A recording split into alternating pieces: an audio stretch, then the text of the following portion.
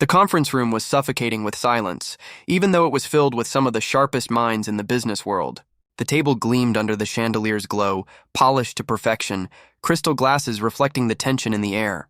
The CEO, a stern man with silvering hair and piercing eyes, sat at the head of the long mahogany table. His hands were clenched tightly over a stack of papers he couldn't read. The documents were in German, and not a single person in the room had the courage to admit they didn't understand a word. The foreign investor who had flown in from Berlin sat calmly, his sharp gaze moving from one executive to another, waiting for a response. Minutes passed.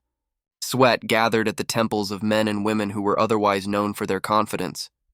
But today, their silence betrayed them. The CEO's patience was thinning, his jaw tightening with every passing second.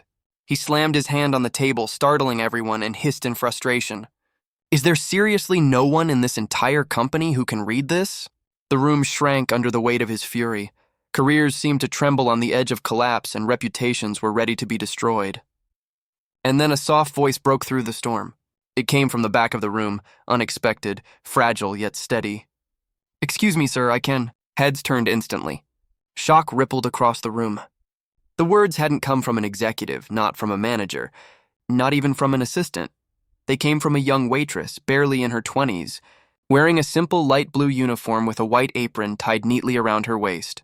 She stood holding a tray of untouched water glasses, her braid neatly pinned, her eyes wide but unwavering. The CEO's face twisted in disbelief. The board members exchanged looks, and for a moment, the only sound was the faint ticking of the grand clock on the wall. Before we go further, if you believe in kindness, second chances, and the beauty of unexpected moments, take a second to like this video, comment your thoughts, share it with friends, and subscribe to our channel, Silent Stories. Your support helps us spread more stories of hope and humanity. The young waitress, whose name was Anna, slowly walked forward, clutching the tray tighter against her chest. She had been serving drinks silently for the past half hour, completely invisible to the powerful men and women in the room. Yet now all eyes were on her. Her heart hammered in her chest, but she forced herself to stand tall. Anna wasn't just any waitress. Her story was carved out of hardship, resilience, and sacrifice. She had grown up in Germany in a small town outside Munich. Her father, a factory worker, and her mother, a seamstress, had raised her with love but little means. They had dreamed she would go on to study languages to build a future brighter than theirs. But tragedy struck when her father fell ill and the medical bills consumed everything. By the time she turned 18, her dreams of studying abroad had turned to dust. She moved to America with her mother, hoping for a fresh start. But life didn't hand her miracles. Instead, she found herself juggling 2 jobs, waiting tables during the day, cleaning offices at night just to keep the roof over their heads. Still, she never let go of her love for languages. Late at night, after grueling shifts, she would sit with old books and online courses, keeping her skills alive, whispering to herself in German, French, sometimes even Spanish. It was her private escape, her way of reminding herself she was more than just a waitress. She had value even if the world couldn't see it, and now fate had pushed her into the spotlight. With hesitant hands, she picked up the German documents from the CEO's table. The weight of dozens of eyes pressed on her, some mocking, some skeptical, a few quietly rooting for her. She scanned the pages, her eyes moving quickly, and then she began to translate aloud. Her voice wavered at first, but soon grew steadier, flowing with a rhythm that even the foreign investor noticed. Sentence by sentence, paragraph by paragraph, Anna delivered the contents in flawless English. The investor's brows lifted in surprise, then softened into a faint smile. The executives leaned forward, utterly captivated. Even the CEO, who moments ago had looked ready to explode, now stared at her as though he were seeing her for the first time. As Anna continued, a sense of calm settled over the room. The storm of panic turned into awe. The German investor finally nodded, satisfied, and spoke up. This time directly addressing Anna, not the CEO Ubersetznet, he said warmly. "Your translation is excellent." Anna's cheeks flushed, but she managed a polite nod, responding fluently in German. "Danke, Van Freya, thank you. It was my pleasure."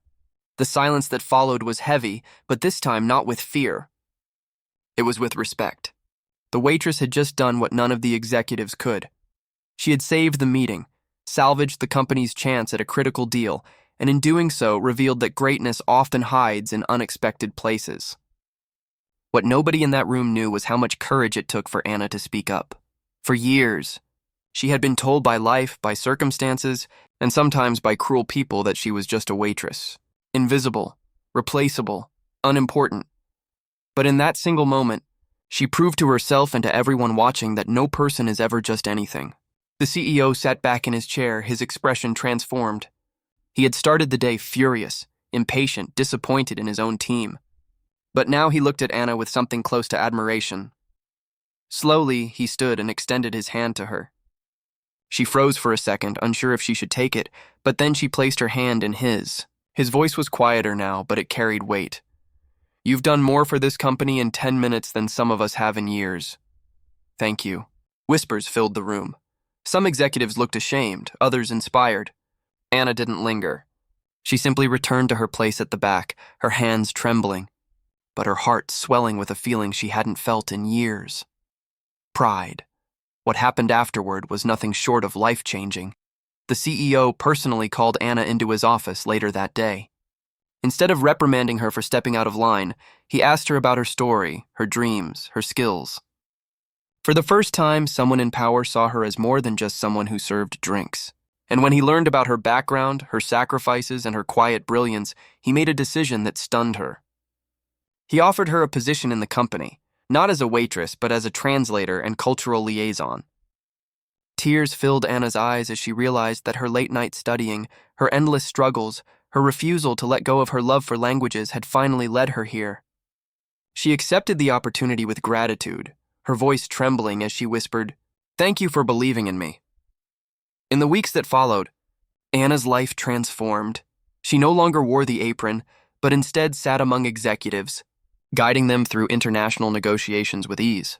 Her German fluency wasn't her only gift. Her empathy, her humility, and her resilience made her a bridge between cultures, a voice of clarity when others were lost. She didn't just help the company secure deals. She reminded them of the human heart that beats beneath all business. And yet, Anna never forgot where she came from. She still visited the restaurant where she once worked, greeting the staff like old friends, reminding herself of the girl who had once carried trays with shaking hands, but a hopeful spirit. Her story became an unspoken legend in the company. Executives whispered about the day a waitress had saved them all, about the girl who taught them never to underestimate anyone. Even the CEO would sometimes smile and say, "That day I learned patience, and I learned that true talent can wear any uniform." Life doesn't always give us the spotlight. Sometimes it hides us in the background, testing our resilience, waiting to see if we will keep preparing for a moment we don't even know is coming. Anna's courage proved that when the moment does come, even the quietest voice can shake the world. If this story touched your heart, please like this video, share it with your loved ones. Subscribe to Tossilent Stories and leave a comment. Your engagement helps us keep telling stories that celebrate kindness, courage, and humanity. Before you go, we have a special request. Comment below with the words, "Kindness is strength." If Anna's journey inspired you today, because at the end of the day, we are all more than what the world sees. We are all waiting for our moment to shine.